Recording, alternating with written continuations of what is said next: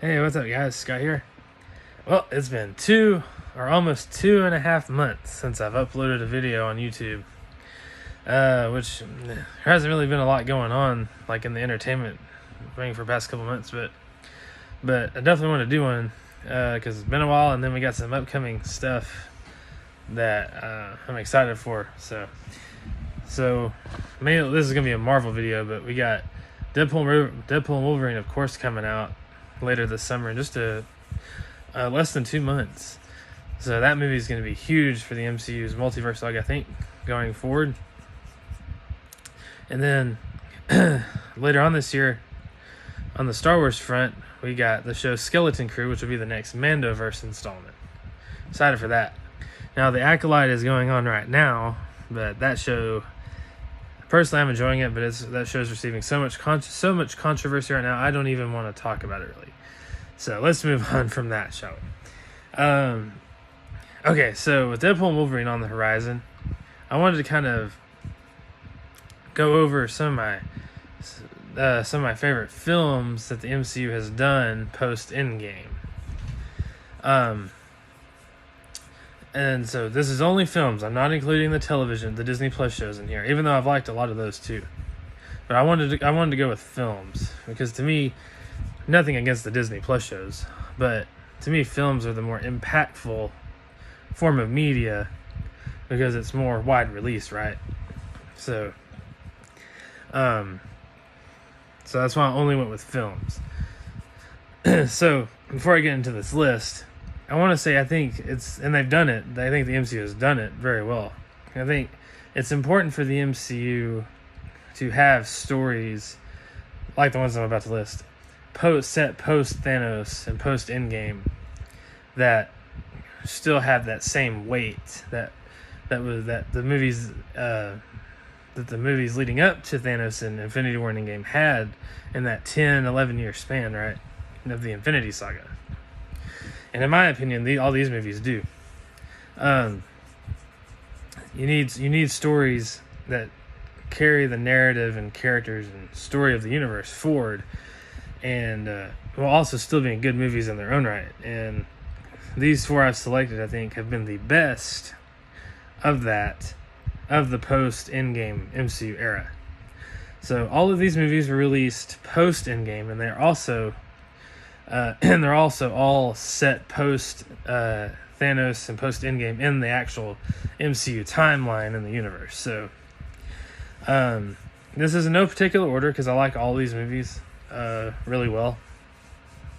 But so I'll go through the list, and then I'll have some more thoughts at the end. So let's get started. Okay, so number 1, we got Shang-Chi and the Legend of the Ten Rings. All right, so this movie takes place literally right after Endgame in the timeline. So this movie does a few things for this new era, right? This new saga. Introduces a new hero, Shang-Chi, and his supporting group, right? And I like Shang-Chi. I think I like the whole martial arts aspect and him using the 10 rings. It's kind of like their bracers. And I thought they brought that into the live action really well from the comics. Like him using his martial arts skills and the power of the 10 rings in combat.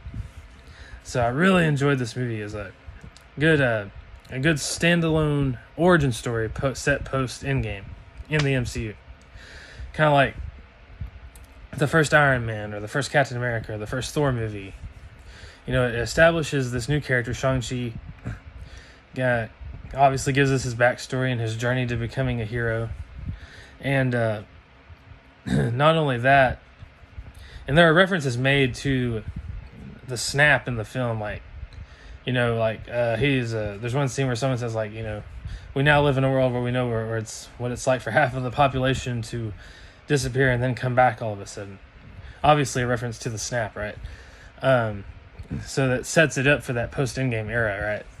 So they introduced this new character, Shang-Chi, give him his own solo adventure. But another reason I add this movie to the list is because it sets up world building and story building for this new era. Because at the end of the movie, actually, let me back up. Okay, so throughout the movie, you have Wong from Doctor Strange, who is now the Sorcerer Supreme. Since Doctor Strange was dusted for 5 years, Wong was not dusted. So Wong is now the Sorcerer Supreme in the MCU. So Wong kind of appears throughout the film in a supporting role with that connection, right? But then at the very end of the film, in a credit scene, after the main story is done, so at the end of the film, Wong comes to Shang-Chi and his friend Katie and says, I need your help with something. So that's where the movie ends. And then in the credit scene, you have Wong, Shang-Chi, and Katie have like a holographic conference call with Bruce Banner and Carol Danvers, Captain Marvel. Bruce Banner's in his human form, not in his Hulk form. And you also see even though he's in his human form, you also see his arm is still bandaged because he did the snap. So there's that connection. Again, setting this all up post-Endgame. So you have that, and then it sets up this mystery of the 10 rings and how it's going to tie into stuff later. So this movie was not only a good standalone movie that introduces a new hero for this new era, but also sets up world building and story building with these cameos and connections. So that's why this movie makes the list. So Shang-Chi, definitely a great example of a good MCU film post-Endgame. Number 2, Spider-Man Far From Home. So there's going to be 2 Spider-Man movies on this list. Pardon me. So first we got Spider-Man Far From Home. Another film that's set just a few months after Endgame, after the battle with Thanos. Peter, who was obviously dusted for 5 years, who came back, helped fight Thanos in Endgame, went to Tony's funeral. This is a few months later. I want to say like 5 to 8 months later, but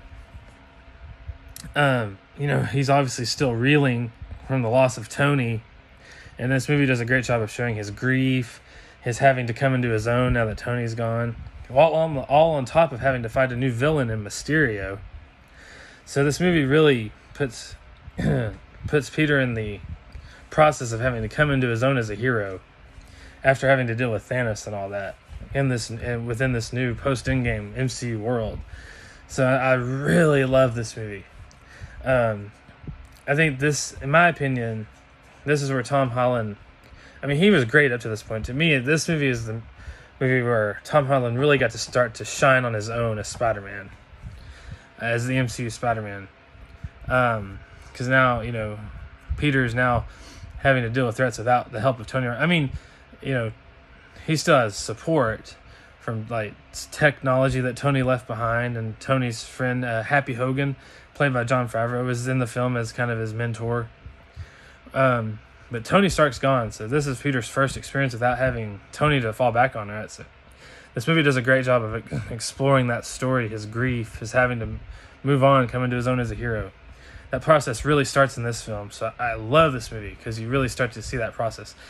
And I love the new suit he gets in this movie, the red and black, for the final battle with Mysterio at the end. That was awesome. I think the final battle with Mysterio was really cool too. So another example of a great standalone movie for a hero, while also building upon the world, building upon what happened in Endgame and setting up Peter's character for this next saga. So that's going to carry us into the next installment, Spider-Man No Way Home. Technically, it is a standalone Spider-Man movie, but it's also a big crossover event because you got Doctor Strange in there. You have Tobey Maguire and Andrew Garfield coming back, and this movie kind of builds on what happens at the end of Far From Home. And this movie really sets up Peter. I won't go into too many spoilers, but this movie really sets up Peter to be Spider-Man, a totally new Spider-Man going forward in the MCU, especially at the end, because he gets the more classic red and blue suit at the end, and some things happen where it puts him in a position where he's going to be more your traditional Spider-Man going forward in the MCU, and that's all I'll say. But man, this movie's great. You got Tobey Maguire and Andrew Garfield coming back. You have a lot of the villains from their movies coming back. This movie was just so good. It gave closure to gave closure to a lot of Andrew Garfield and Tobey Maguire's open-ended stories from their films too. This film just provided closure on a lot of levels while also setting up new stuff. This film really introduced the concept of the multiverse. It was really the first film in the MCU to do that, really, because you had other variants of Spider-Man coming to the main MCU universe, along with the villains. So this movie, absolutely 2 thumbs up. Love it, love it, love it. All right, number 4. Yeah, I know this film didn't do well at the box office, but I love and adore this movie, and I think it's a very, very good movie. The Marvels, the most recent MCU movie. To me, in my opinion, this is the movie that really brought things full circle post Endgame. Because, a couple reasons. First, Captain Marvel was the only character up to this point that hadn't had a project really post Endgame up to this point. We finally got her project post Endgame. And it really showed, how she's dealing with the events of Endgame after that. And and it introduces Kamala Khan and Monica Rambeau on the movie side, even though they had both been in shows up to this point. It introduces them on the movie side. And you get to see them working together, using their powers to switch and stuff. And it was just a fulfilling movie to me, because we hadn't really seen Captain Marvel post Endgame, other than a couple of appearances here and there. But she came in full force with this movie, and at the end, it really sets up some stuff with her and Kamala, and a kind of a mentor-mentee relationship, and sets up some interesting stuff for Monica as well at the end. And this is a major spoiler, but it's been out for a while. This movie really kind of introduces the X-Men coming into the MCU. At the end, it kind of teases that. So, yes. This movie did a lot to move the story of the saga going forward. And I think it's so, like I said at the beginning, it's so important to have stories post-Thanos, post-Endgame, that are deep and meaningful and help move the next saga along. Because that Thanos story, especially Infinity War and Endgame, that basically a 2-parter, right? That story was so iconic and so built up to. And then when it finally came out, those 2 movies, that story, that conflict with Thanos is so, like I said, iconic and ingrained in people's minds that, it's important to have those stories set post all that really still move the characters along and move the universe along. So, and in my opinion, these 4 movies did just that. And so I'm excited to see all these characters moving forward in the MCU. So this summer we got Deadpool and Wolverine coming out, which is supposed to have a lot of cameos, and I just read a report today that the villain of Avengers 5 will be introduced in this movie. So whether that be Kang or some Annihilus or maybe a variant of Thanos, because there is reports that a variant of Thanos named King Thanos will be one of the villains in the upcoming Avengers 5.